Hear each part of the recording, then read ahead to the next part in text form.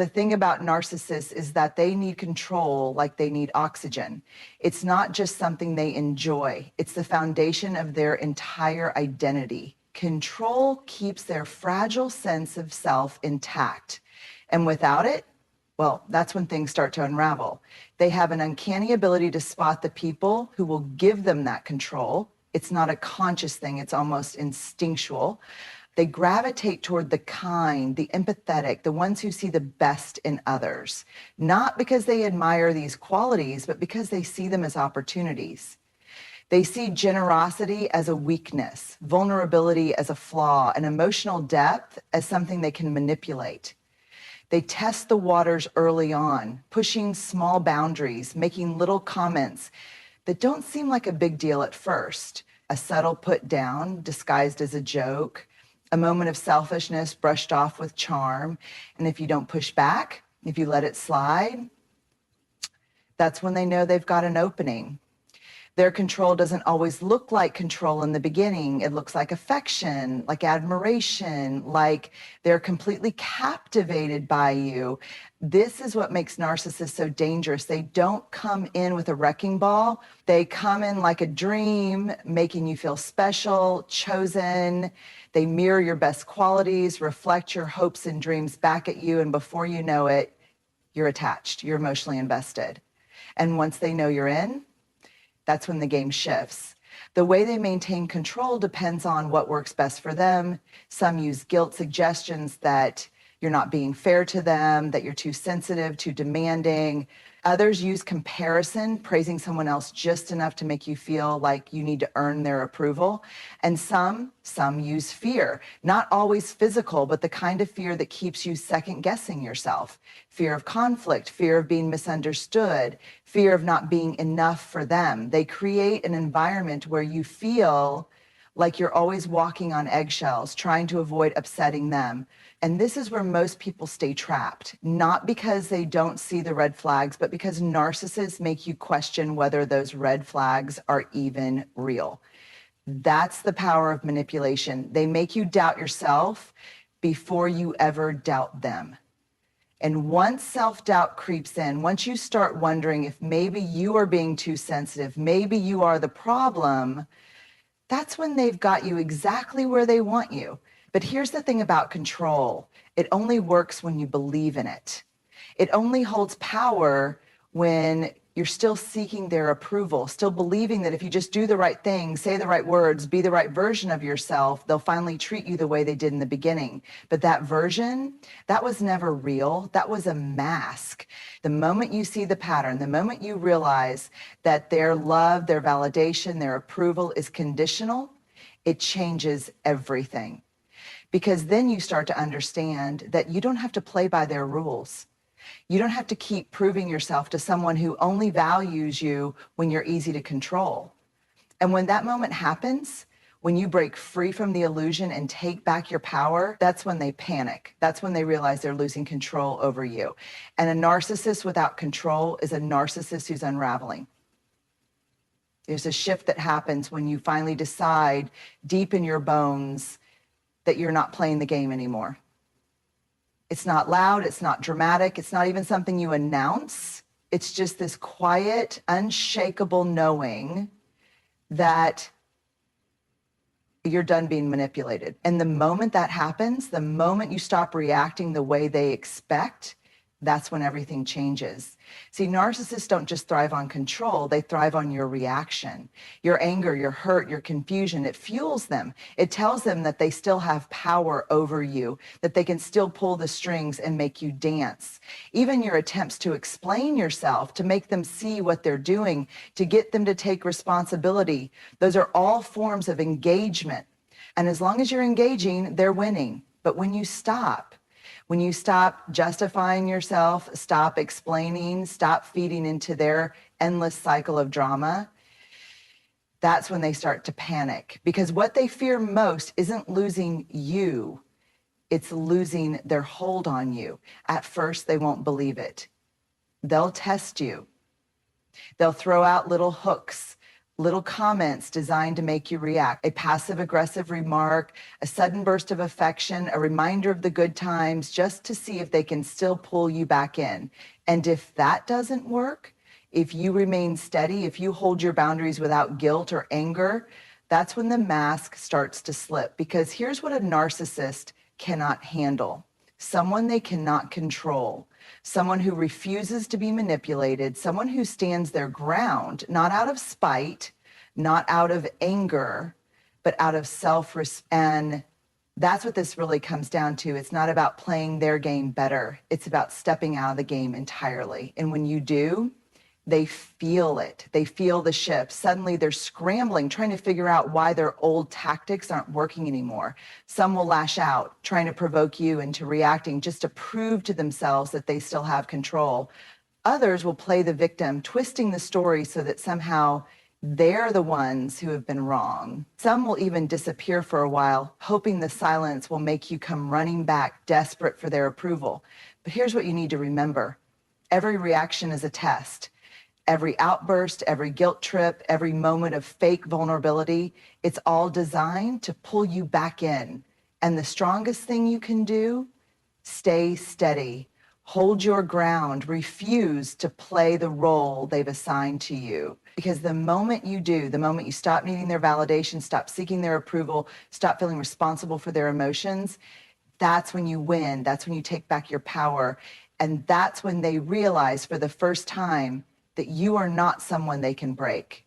At first, they don't believe it. They tell themselves it's just a phase, that you'll come around, that you'll fall back into old patterns, because that's what's always happened before. Every time they pushed too far, every time they cut a little too deep, you stayed. You explained, you forgave, you gave them another chance. And that's the cycle they've come to expect. So when you start pulling away, not just physically, but emotionally, they don't panic, not yet. Instead, they do what they've always done. They test, they poke and prod, searching for the cracks. Maybe they start with charm, reminding you of the good times, making you second guess whether things were really that bad. Maybe they act as if nothing happened, as if all the pain they caused was just a misunderstanding, a moment of weakness, a mistake they don't even remember. Or maybe they go for pity, playing the victim, telling you how hard things have been for them, how much they're struggling. And if that doesn't work, if you don't react the way they expect, that's when things start to shift. That's when they begin to realize that something is different, that maybe this time they've lost control. And for a narcissist, there is no greater fear than that. At first, it looks like frustrations. Small, sharp remarks meant to test your patience. You're being dramatic. I don't know what's gotten into you lately. You used to be different. It's subtle, but it's intentional. They're trying to pull you back in, trying to get you to defend yourself, trying to make you doubt your own choices. Because if they can do that, if they can get you to react, then they've still got a hold on you. But when you don't, when you stay calm, when you refuse to be baited, when you hold your boundaries without explanation or apology, that's when the mask starts to slip. That's when they start to show what's really underneath. For some, it turns to anger, not just irritation, but rage, because how dare you stop playing by the rules they created? How dare you stop prioritizing their feelings over your own? How dare you have the audacity to choose yourself?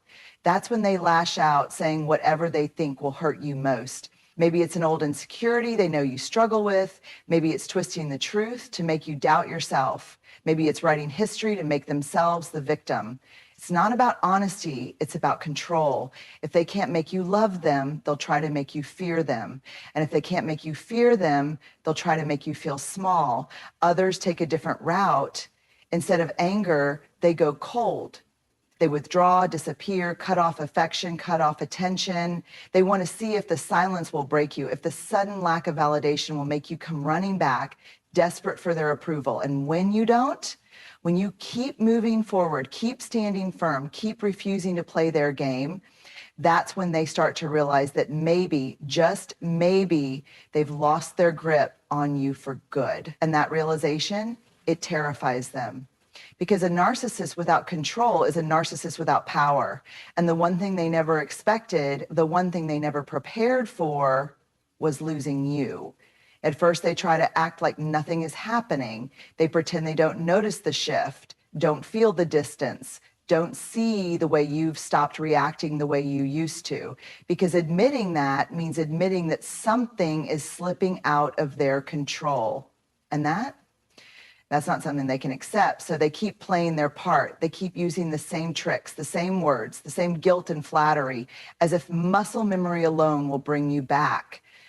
They remind you of the good times, of the connection you once shared, of all the ways they've been there for you. And maybe for a moment you hesitate because you remember the moments that felt real, the times you laughed, the times they seemed human. And that's exactly what they're counting on. But something is different now. You see it for what it is. You recognize that those good moments were never about love. They were about control. They were about keeping you attached, keeping you invested, keeping you reachable. And now that you're not, now that you're steady, unshaken, unwilling to fall back into old patterns, that's when the panic sets in. It doesn't look like fear. Not at first. It looks like anger, cold, sharp cutting. Because if they can't draw you back with warmth, they'll try to pull you back with pain. They'll say the things they know will hurt them most, things designed to make you doubt yourself, to make you feel like you're wrong, like you're making a mistake, like you're losing something valuable by choosing yourself. And when that doesn't work, when you don't crumble, don't lash out, don't scramble to fix things, that's when they start to unravel. Because the one thing a narcissist cannot handle, the one thing they are completely unequipped for, is losing power over someone they thought they owned. The cycle through every tactic they know, the charm, the rage, the guilt, the silence. They'll test every door, every possible opening, looking for any crack in the foundation. And when none of it works, when they realize deep down that you're really done, that's when they show you who they really are. Some will lash out in ways you never expected. The mask comes off completely, and the cruelty is no longer disguised. They don't care about keeping up appearances anymore, don't care about pretending to be the person you once believed they were. They just want to hurt you, to punish you for seeing through them, to make you regret ever thinking you could walk away. Others will disappear, not because they've moved on, but because they need you to feel their absence. They need you to miss them, to second guess yourself, to wonder if maybe you were too harsh, too unforgiving, too much. They leave the door open just enough, hoping you'll come back on your own, hoping you'll undo what they never wanted to happen in the first place. But the moment they realize you won't, that's the moment they lose, and the moment you win. Because when the mask falls, when the game ends, when all that's left is the raw, undeniable truth, you finally see it for what it always was, and you are finally free. At first, they don't want to believe it's over, not really. They tell themselves, you'll come back, that this is just another phase, that you're just trying to prove a point. And so they wait, they watch, they test the waters with small, subtle moves, just enough to see if there's still a way back in. When they realize there isn't, that's when the next stage begins. The moment they understand you're too strong, that they can't manipulate you anymore, they don't just walk away quietly. They need to rewrite the story. They need to protect their image, their pride, their sense of control. And the way they do that, it depends on what serves them best. Some narcissists go silent, not because they're indifferent, but because they know silence can be its own kind of power. They disappear, withdraw, act like you never existed, like you never mattered. And that kind of erasure, it's intentional. It's meant to make you question if you imagined everything, if the connection, the history, the years meant nothing at all. It's a final attempt at control, a last-ditch effort to make you doubt yourself. Because if they can make you feel invisible, they still win. Others take the opposite route. They rewrite history in real time, twisting the story so that they're the victim and you're the villain. Maybe they say you were unstable, ungrateful, impossible to please. Maybe they say you were controlling, demanding, toxic. They plant seeds of doubt in mutual friends, spin a version of events where they were the one who tried, the one who suffered, the one who was forced to walk away. And if you try to defend yourself, if you try to set the record straight, that's exactly what they want, because now you're engaging again. Now you're back in the cycle, proving your side, explaining yourself, reacting. And as long as you're reacting, they still have control. And then there's the last tactic, the one that catches people off guard the most. They come back, maybe not right away, maybe not in the way you expect, but just when you've found peace, when you've stopped thinking about them, stopped feeling that weight, they find a way to reappear. A casual message, a memory that pops up in your inbox, a sudden apology, dripping with just enough regret to make you wonder if maybe, just maybe, they've changed.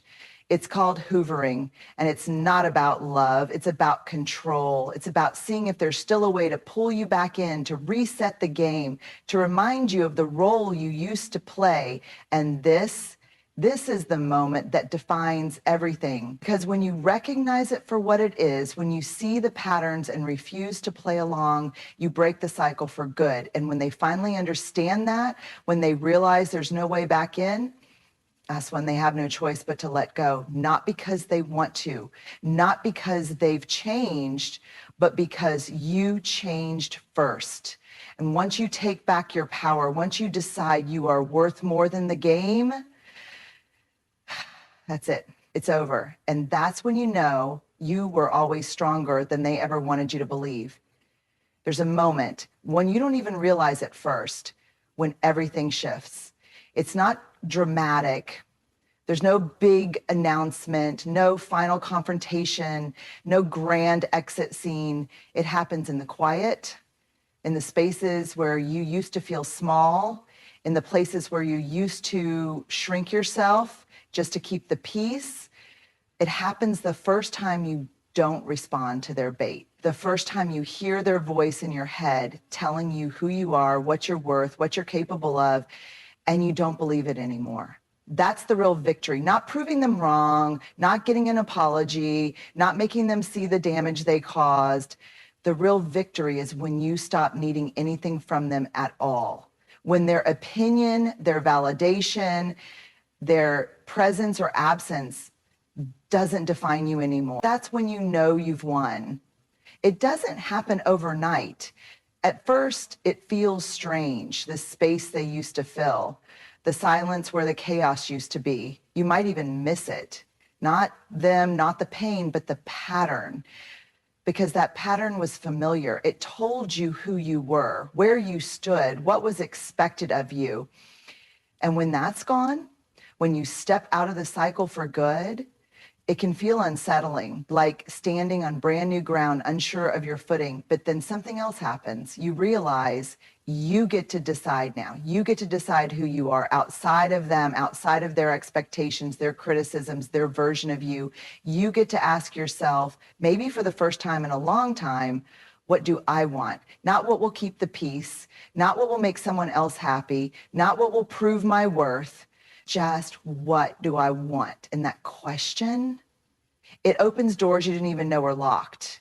It brings you back to yourself, back to the parts of you that got buried under all the trying, all the proving, all the exhaustion of being caught in someone else's version of reality. It reminds you that your power was never something they could take. It was just something they convinced you to forget. And when you start remembering, when you start living from that place, your place, that's when they lose all power over you. Because the truth is, narcissists don't just fear losing control. They fear being irrelevant. They fear being forgotten. And when you reach the point where you no longer care what they think, where they no longer have a seat at your table, where their name doesn't even register in your mind the same way it used to, that's when they disappear for good. Not because they chose to walk away, but because you did.